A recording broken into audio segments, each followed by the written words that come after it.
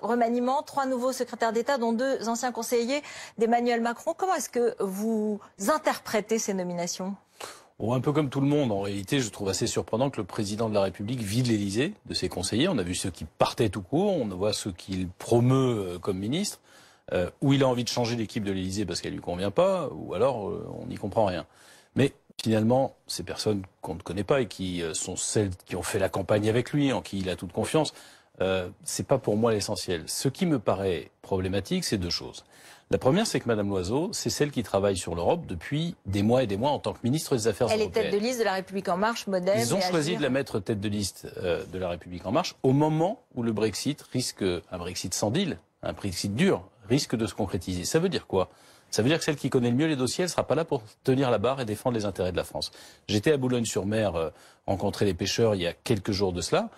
Il y a besoin d'établir un rapport de force très vite avec la Grande-Bretagne. Sinon, nos pêcheurs n'auront plus le droit d'aller dans les eaux britanniques et ça veut dire qu'ils seront ruinés.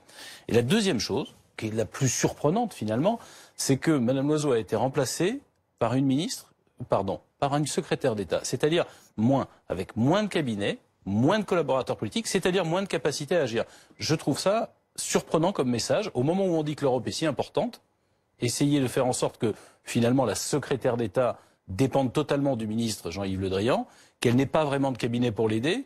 Il y a à la fois le Brexit à gérer, et il y a toutes les réformes européennes qui seraient nécessaires. Je trouve que c'est une erreur de dimension.